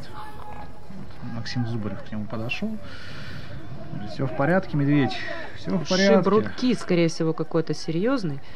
Ну вот не дай бог еще травму нам тут получить. Вот. Да, Павел Яковлевич Франкс говорил на одной из послематчевых пресс-конференций, то, что каждая травма — это вот серьезный удар по команде. Да, даже уже на тренировке уже просит главный тренер поберечь хоккеистов друг друга. Вот на руку упал он, да, очень. Падение было неудачное, то есть как бы здесь не грубость игрока соперников, да, а именно неудачное падение. Но вот смотрите, все-таки вроде как бы движется, да, ну, рука нормальная, все хорошо, это все-таки болевой шок какой-нибудь, да. Что надеюсь, что Максим Медведь еще в сегодняшней игре даже появится еще на поле. У нас тут угловой пока мы страдаем. И розыгрыш углового пока что ни к чему опасного не привел. Евгений Илюхин с развороту. Евгений Илюхин, да, напоминаем, все-таки он был кандидатом на то, чтобы забить еще один мяч в сегодняшней встрече. Но Согласно с теорией Сыктывкарского прибавил заговора. себе еще один мячик. Ну, И теперь совсем молодец. Денису можно. Вот Никита Агафонов на поле опять появляется, 7-й номер.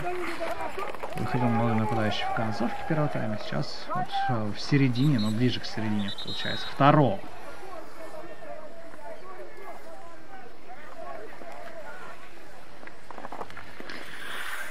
Остается сейчас мяч Сыктывкарского клуба.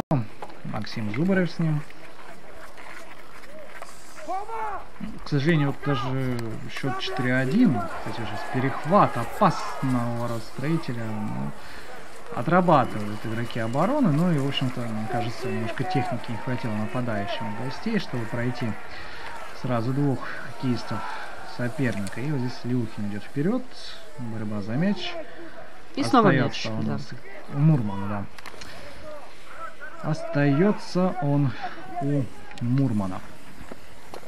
Но Вот, Строитель и смотрится пободрее, на самом деле, в начале я хотел второго тайма. отметить, что счет 4-1, а на самом деле не слышно трибун. Да, как бы... Мы уже говорили, что довольно-таки мало людей. Может быть, поэтому их не слышно. И, кстати, мы сегодня не заметили пока на трибунах болельщиков Мурмана. Мы знаем то, что они активные ребята, часто выезжают, но сегодня в Сыктывкаре либо никого нет, либо он хорошо спрятался и не увешан атрибутикой с ног до головы. Ну да, приезжали болельщики из Мурманска еще и когда, опять же, вышелегировали команды. В общем-то, Ну, может быть, было сказался, интересно. конечно, будний день, потому что мы все-таки сегодня играем в понедельник, который день тяжелый, и, может быть, задержала работу. Знаете, вот если углубляться так в историю, то вот выборы в США были признаны, ну, стали проходить во вторник, потому что В выходные никто не хотел на них ходить. люди просто боялись пропустить воскресную службу, да, им нужно же было на выборы в дальние времена ехать еще, преодолеть расстояние, поэтому вот, сейчас дождемся до этого эпизода. 5-1, 5-1, хорошо. поплыли, наверное, наши гости. Алексей Башарынов отличается. 28 номер, в общем, Судаков, Башарынов, Корабль. Продолжаем. Да, вот, кстати, у Карабина был шанс сделать дубль, он не сделал. Зато Судаков, Башарынов сделали. Сейчас посмотрим, что на этом. А вот теперь трибуны стало слышно, Алексей, заметьте. Ну, это, знаете, когда гол забили, то мы с вами тоже вполне неплохо можно покричать. Все-таки хотелось бы, да, давайте посмотрим. Вот Денис Судаков хорошую передачу дает на Башарыма, Башарыма забивает в касание. Вот, я к тому, что хотелось бы, конечно, поддержки для команды на протяжении всей встречи, не когда только команда забивает мяч. Вот, не очень рад событиям Илья Пономарев, игрок Мурмана, и гости берут тайм-аут. Соответственно, еще 1,5 минуты будет добавлено к нашей встрече. Кстати, у нас сегодня тематический матч. Алексей, вы не забыли? Да, я не забыл. Но я все равно расскажу эту историю, в общем, о том, что не боялись пропустить воскресную службу, поэтому выборы сделали во вторник. То есть, как бы они в понедельник выезжали, ко вторнику добирались, голосовали в стародавние, в 19 веке времена, и возвращались обратно. Вот традиция осталась до сих пор. В США выборы всегда по вторникам. Вот. А у нас болельщики, видите, в понедельник не хотят тоже ехать. Их можно понять. Да, тематический матч у нас сегодня. Сыктывкарский строитель благодарит друзей за поддержку, поэтому на входе каждый болельщик получил сувениры в виде сердечек, как выражение любви. Ну, наверное, даже в каком-то веке и дань прошедшему недавно дню всех влюбленных в русский хоккей. Вот вы как день всех влюбленных провели? Я? Я, да. Ты вы. Хорошо, давайте ограничимся этим. Ну вот, а так хотелось нашим комментаторам, нашим болельщикам услышать более подробности. Но, ребят, я делал все, что мог. Вот, а у нас день всех влюбленных в русский хоккей продолжается, и Сыктывкарский строитель дарит своим друзьям, дарит своим поклонникам, ну, я так понимаю, вот эту вот победу. Да, Вы, Алексей, пока что не зарекайтесь. Чуть-чуть далеко забегаю, согласен.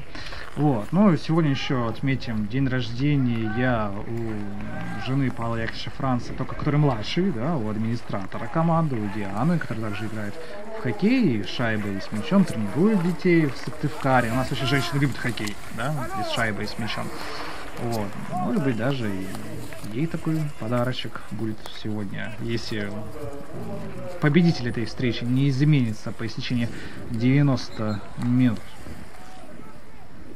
Вот да. Я оговорочку сделал на всякий случай. Потому что действительно у нас все еще впереди, играть еще довольно много по времени. Мы, конечно, поддерживаем интригу, в частности Валентина. Я, может быть, за Мурман болею, Алексей, откуда вам знать? Может быть, это ваш последний эфир, Валентин, тогда будет. То мой последний эфир будет 21 февраля. В 18:30 на матче с московским «Динамо». В этом сезоне. Хорошо. Ну, так же, как и домашний матч строителя. Да, ну, Валентин открыта для предложений. Пожалуйста. Какого плана, я стесняюсь спросить? Я, в смысле, под другим клубом по комментированию игр. Там у вас уже много поклонников появилось в интернете, так что я думаю, предложения появятся. Про фотографию выставлять, знаете, такая. Да, одна нога, другой короче, давайте глаз фанерой заколочен, и зубы золотые, вот клево. Идеал. Так. В общем, ладно, поболтали и хватит. У нас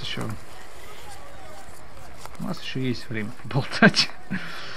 Пока строитель, вы понимаете, он либо подходит и забивает, либо не подходит. Он как-то вот сегодня выборочно. В других матчах-то я смотрю, там особо ничего не поменялось. Родина по-прежнему проигрывает 1-6. Старт 3-2 выиграет. Ну и Водник, и матчи Водника и Зоркова там.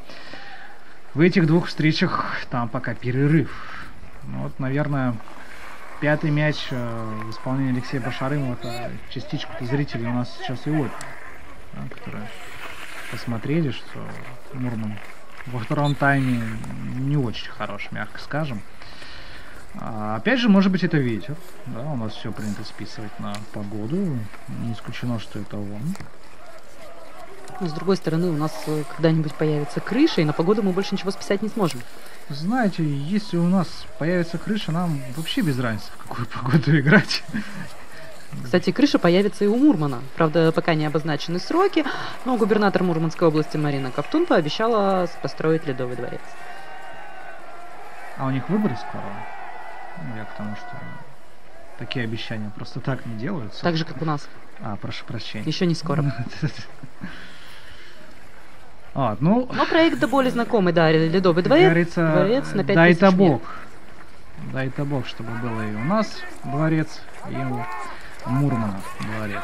Пока же нарушение правил со стороны Никиты Агафонова. Знаете, такой страйк, как бы не звучало немножко плохо, да? Вынес Никита Агафонов хоккеиста Мурманска. Сейчас нам покажет, кто это. Это Константин Зубарев, да. И при этом очень еще болезненное повреждение получил запасной игрок, то есть прямо на скамеечку, да, если можно было так сказать. И там, мне кажется, довольно тяжело. Смотрите, не может игрок подняться, и это уже серьезно. Вот за ногу, да, держится врач. Досталось 7-му номеру, это Федору Развезеву. И надеемся, что здесь без травм, потому что, конечно, соперничество это одно. Ну, Никита Агафонов, опять же, логичное удаление получил. Соперничество на льду это одно, это борьба, это зрелище, это азарт, но травмы, конечно же, никому никто никогда не должен желать. Поэтому очень надеемся, что все в порядке будет с игроками Мурманска и продолжат они сегодняшнюю встречу. Ну, кому как не строителю знать о том, что травмы это, мягко скажем, не самое приятное, что есть в спорте. Сыктывкарцы со своей половины сейчас пытаются выбраться левым флангом, попробовали это сделать. В общем, пока не пропустили их гости. Бой сейчас с мячом Денис Садаков. Пас на своего партнера. И вот так вот рискованно, по-моему, Сергей Шибонкин попробовал пройти, но получилось. И вот не получилось только точную передачу сделать на коллег. Ну, напоминаю, пока строители в меньшинстве. Есть возможность у Мурманска преимущество это обозначить, может быть, взять игру в свои руки. Попробовать, по крайней мере, это сделать. Ну, Мурманск, в принципе, сейчас этим и занят. Ну вот, да, вот смотрим, вот сейчас опасно, может быть, но я думаю, уже на удар будет выходить. Что-то помешало ударить. Сделал он пас, и, наверное, не лучшее решение принял. Тем не менее, с мячом остаются именно гости, да? Нет, с мячом остаются уже сыктывкарцы все-таки, да? Мяч ушел за пределы поля. И следует дальний заброс на чужую половину. Прессингует здесь Алексей Башарымов. Потихонечку подтягиваются и другие хоккеисты-строителя. В общем, в итоге обозначили прессинг. Удалось в итоге вынудить соперника ошибиться. И остается мяч у сыктывкарского клуба. Осталось нам сыграть еще 20 минут. И еще как минимум 1,5 будут добавлены. Это как минимум. Давайте, может, еще будет, конечно, впереди остановки. Мурманск перехватывает этот мяч. И в итоге уже снова... И снова Мурманск. И снова, да.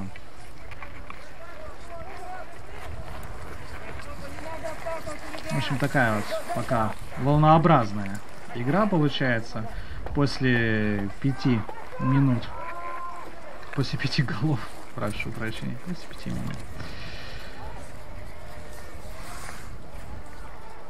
Ну, как-то, да, успокоились и те, но... Ну, я думаю, что строитель уже свою, кстати, не планку, да, свою норму выполнил. Ну, норму по голам, мячам, да? Ну... Вот, и уже, вот сейчас уже можно, кстати, уже когда осталось меньше 20 минут, можно уже, наверное, даже задуматься и о том, чтобы оборонять, да, этот результат, удержать. Все-таки против ветра Мурманску играть потяжелее будет, ну и... Ну, можно, кстати, и забить. Вот сейчас с углового, например. Ну, мы снова напомним, то, что пока что в этом матче у нас это не получалось, но тренировка, мать всех спортивных побед. Ну, давайте посмотрим сейчас за этим стандартом. Следует, естественно, подача и отворот. Вот, ну, а тем временем, просто у нас параллельно этой встрече в Мончегорске играют молодежные команды сегодняшних соперников, соответственно, Мончегорский шор номер 1, Сыктывкар. Там, в общем, интрига, и давайте сейчас подождем до конца этой атаки. Здесь штанга и на добивании, не попадает поворотом хоккеист Мурмана. 21 номер, ждет он 12-метровый удар, жаждет он, мяч в итоге забирает Максим Шакиров, а Роман Никитенко очень сильно возмущался. Ну, вообще Роман Никитенко возмущаться-то и не надо, он, в общем-то, должен был без возмущения забивать этот мяч, но не справился с этим. Это вот то чувство, когда что-то пошло не так в последний момент, на самом деле был стопроцентный голевой момент. Да, конечно, и на добивании, ну, и Никитенко пошла мог вторая забивать, попытка и потом гостей. Уже за пределами кадра видели, что мяч оставался в Мурманской, Максим Шакиров только со второй попытки зафиксировал мяч.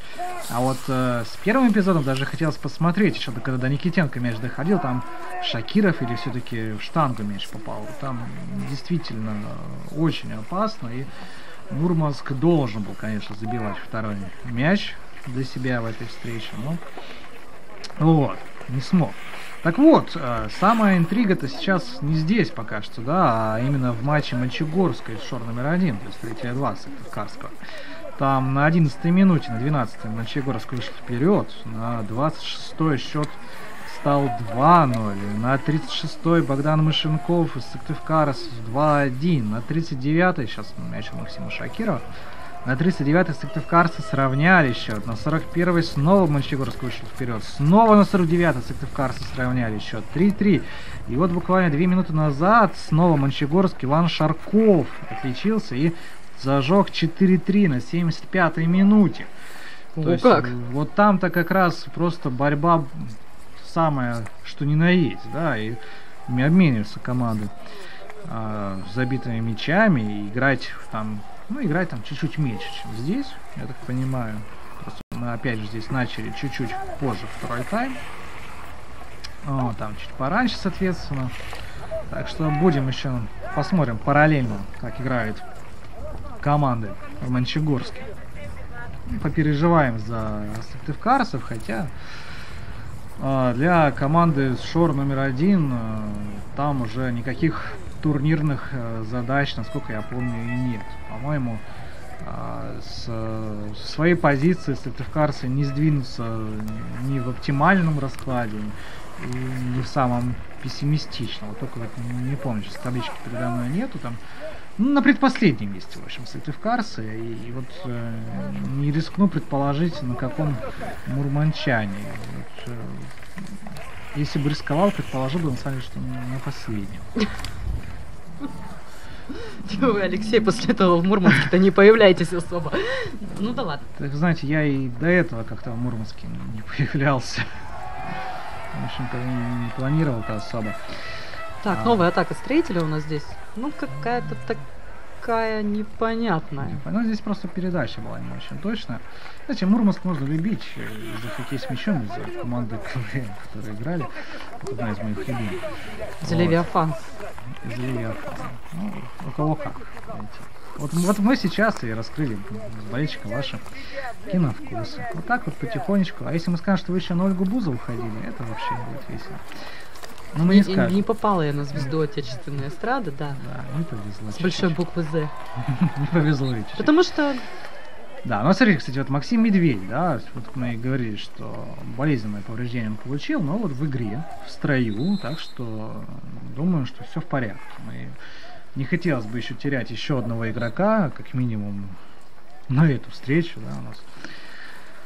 Игры впереди, хоть уже с турнирной точки зрения не такие важные, но ведь и у строителя, и у Мурмана, и у Сипсельмаш, там вообще своя борьба, там борьба за 9-е место, наверное, все-таки.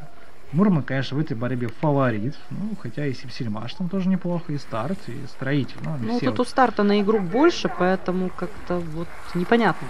Ну да, то есть там Сложно предположить, много решат и лично, наверное, встречи. Вот опять же, Строитель играет с Сипсельмашем довольно скоро на выезде. Ну, вот такая вот плотная группа, и здесь, вот если смотреть на турнирную таблицу, ну, понятно, что с первым местом по регулярке интриги-то особо никакой нету. Там Но здесь уже пропадает практически интрига с вообще Кузбассом, который сегодня выиграл.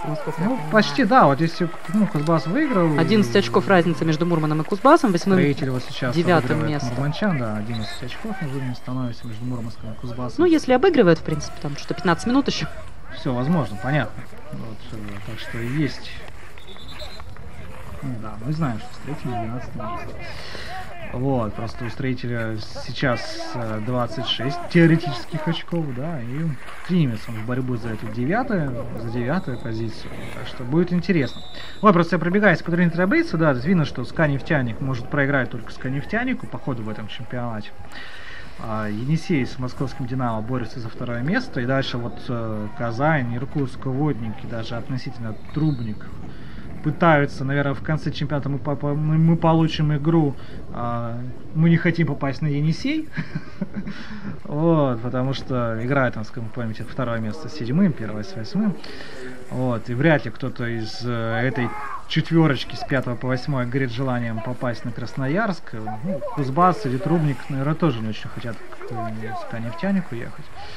Ну, да, у Кузбасса тоже все шансы еще уйти с этой пары сладкой, да. Вот, так что мы, может, видим какие-нибудь там и игры интересные. Знаете, когда команда там выбирает себе соперников, не хотят ехать далеко. Потому что автоматически Хабаровск-Красноярск — это, наверное, автослив, да, в четвертьфинале. Вот, ну и, естественно, не менее плотная группа как раз идет с 9 по 12 место, где Мурман, Старс, Сипсельмаш и Строитель. Вот. Еще такая визуальная интрига в паре Зорки и Волга. Там у Зоркова 12 очков, у Волги 10. И кировчане со своими гордыми 5 баллами на 15 месте замыкают турнирную таблицу. Ну, может быть, еще у Кирова получится где-нибудь очки-то получить. Кто знает. Я вот, к сожалению, сейчас не помню, какие игры предстоят Кирову, поэтому непонятно, что там все-таки будет. Ну, всякое возможно, знаете. Хоккей с мячом. Киров, он и с Кузбассом в прошлом туре играл в первом тайме, например. Неплохо. Вот. Ну, в параллельной встрече Мончегорска и Сыктывкара там тоже пока без изменений 4-3, но и здесь уже, как можно правильно сказать, давненько не было голов. Ну, тут как бы Строителю-то они в принципе не нужны, особенно в свои ворота, но... Да. Ну, Сипсельмаш, да, ну, Сипсельмаш забил 7. Сипсельмаш визуально, да, у нас тоже 26 очков, у Строителя пока что, ну, виртуальная онлайн-таблица, у Строителя 26. Старт выигрывает сейчас у Трубника, там тоже такая же, там тоже 82-я минута уже, 5-2 Старт выигрывает, Старта 29 получается, Водник, Динамо Казань 7-0, Зорки, Динамо Москва 0-6. Так что вот сейчас в онлайне промежуточном Старт, Мурман, получается, догнал Мурман. Да, Мурман Старт по 29, Сипсельмаш Строитель по 26. Ну, у Старта, опять-таки, напомню, игра в запасе. Лишняя набрался. Ну да. Вот, поэтому даже в этой группе есть такая интрига. Все еще может измениться, хоть и это, наверное, больше для чистолюбия и для болельщиков. Потому что, хотя, знаете, в прошлом сезоне в мини-футболе была такая забавная ситуация, когда новая генерация, опять же, Сыктывкара стала 10-й по итогам регулярного чемпионата. Сейчас дождемся, Максим Зубарев пас, не успевает к мячу. Партнер это был, по-моему, Денис Судаков. Да, Денис Судаков. Ну, генерация стала в прошлом сезоне в мини-футболе 10-й. Две команды, находящиеся выше, не смогли продолжить сезон по финансовым причинам, и новая генерация с 8-го места вышла в плей-офф. Прекрасно. Вот. Искренне не желаем в хоккее с мячом продолжить такого повторения такой ситуации, но, знаете, это жизнь показывает, что действительно возможно все. Ну, пока мы тут обсуждали интригу в турнирной таблице, у нас потихоньку интрига начинает пропадать. В матче остается десяток минуточек, и как-то игра проходит преимущественно в центре поля. У нас нет больше острых моментов. Последний минут, наверное, 7-8, это точно. Ну, считаем, когда Строитель забил, Мурманск ответил, да, там, когда не смог забить. Кто же у нас там был-то? Не Роман Никитенко, 21 номер. Кстати, вот практически накаркали опасную ситуацию у ворот Сыктывкара.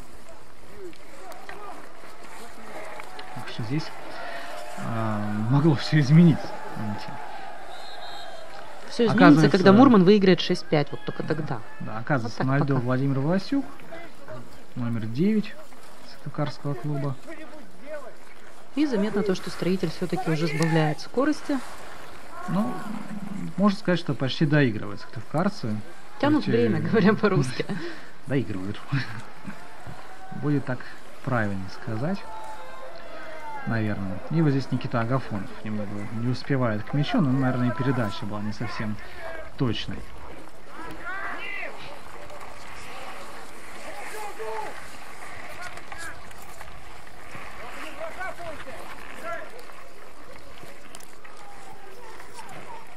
Строитель на своей половине. Сергей Шибонкин, такой полицейский разворот Сергея Шибонкина возле своих ворот. В первом тайме он тоже пару раз рискованно сыграл, на мой взгляд. Но обошлось. И сейчас, в общем-то, тоже. Максим Шакиров, по крайней мере, взбодрился. Показал, что он не уснул пока за это время. А вот спать-то ему как раз-таки и не надо. Совсем при том. Холодно, да. Можно и замерзнуть.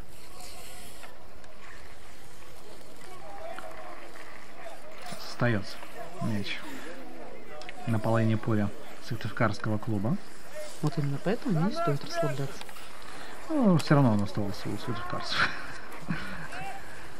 Дальний заброс, но там борьба в центре поля. Выигрывает мяч мурманчане, и первый Максим Шакиров здесь.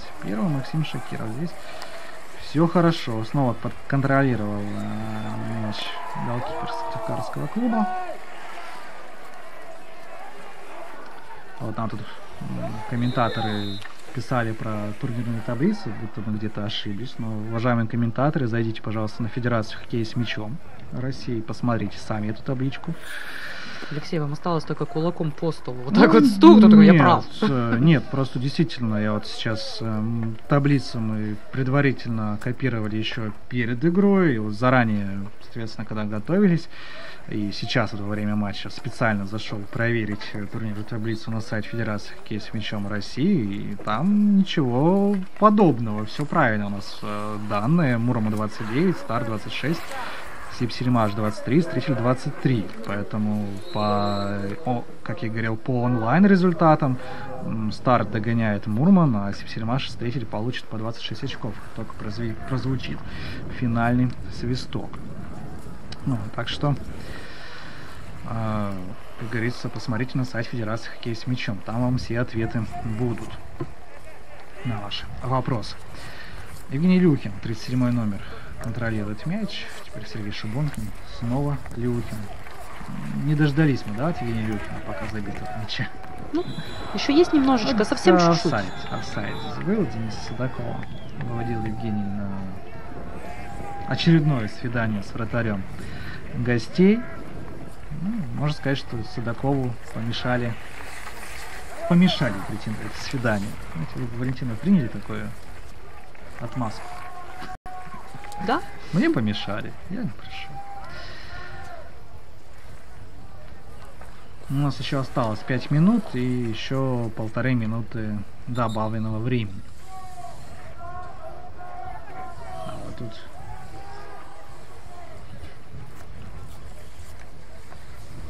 надо кому-то, мы видим в комментариях 7,5 коэффициент.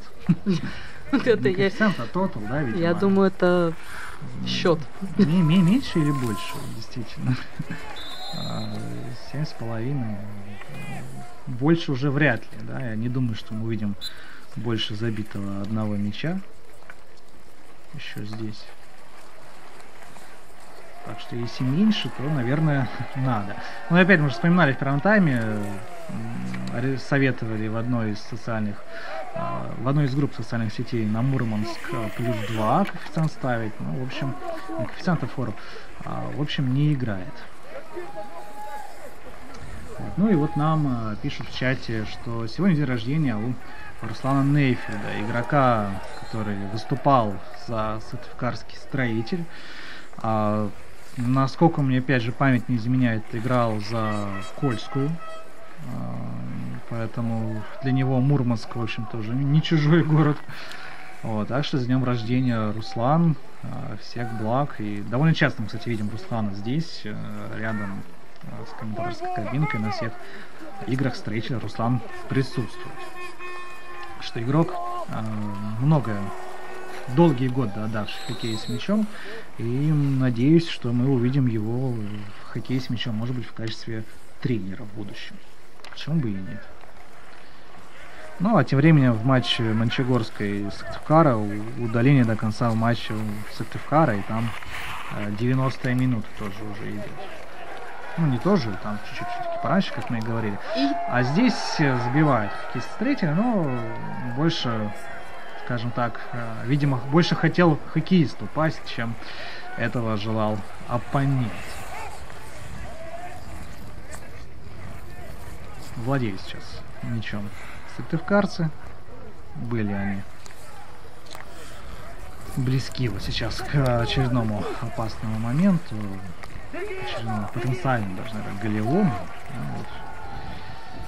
Наверное, уже и молодежь уже, наверное, уже у нас на поле играет. Никита Агафонов вообще...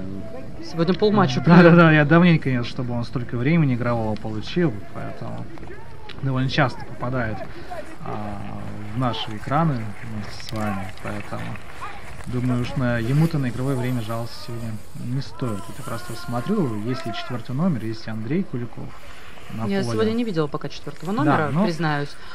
С другой стороны, особо оборона Строителя это сегодня, если честно, не напрягалась. Да? Были, конечно, опасные моменты, но... Но здесь больше ошибки гостей, конечно, какие-то вот довольно-таки странные.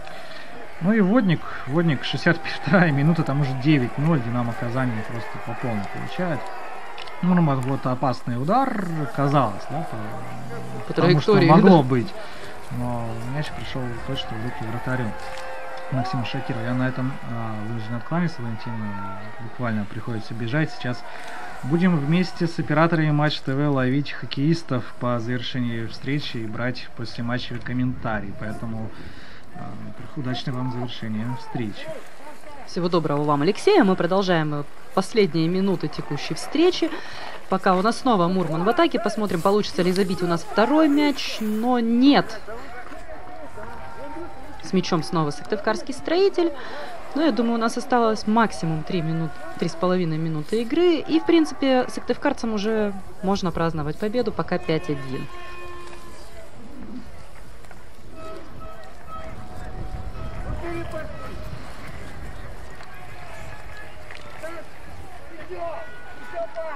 Снова Сыктывкар с мячом. И не было удара. Ну что ж, в принципе, сегодня свои мячи Строитель забил. Да, досадная ошибка была Ивана Кораблина. Ну, здесь даже не ошибка Ивана Кораблина. Отличная игра Николая Митрошенко в воротах Мурмана. 20 секунд до завершения основного времени. И мы напомним то, что следующая игра Сыктывкарского Строителя на домашнем льду пройдет в четверг, 21 февраля, когда мы разыграем суперпризы для болельщиков. Обладателям абонементов годовых, либо тем, кто сохранил билеты на все домашние матчи, партнеры клуба «Строитель» вручат такие серьезные подарки. Это будет велосипед марки «Шкода», набор инструментов для настоящего мужчины, а также 100 литров бензина. Ну, так как с Алексеем мы уже о положении онлайн-турнирной таблицы все рассказали, Строитель догоняет сегодня Сельмаш. Старт догоняет Мурман. Мурман пока остается на 9-м месте, имея игру в запасе. Ну и, в принципе, все, больше ничего не меняется. И остается последняя минута матча.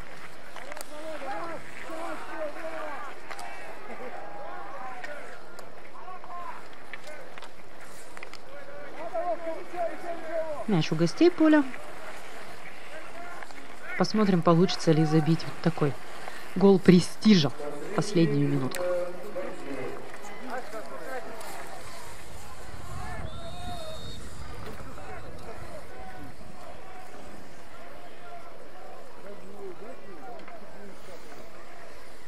И угловой.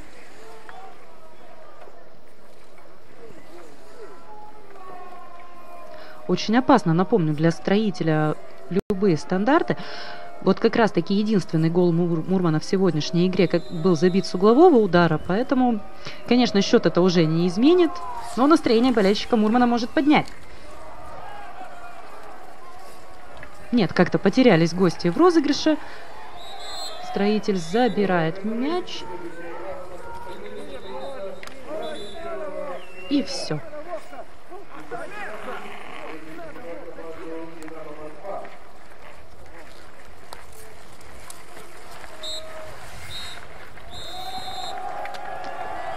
Ну что ж, встреча «Строитель Мурман» завершена победой Сыктывкарского клуба со счетом 5-1. Поздравляем болельщиков Сыктывкара. Большое спасибо за то, что были с нами болельщикам Мурмана. И сыктывкарцам увидимся на трансляции, либо на трибунах 21 февраля снова. Напоминаю, всем всего доброго, до свидания.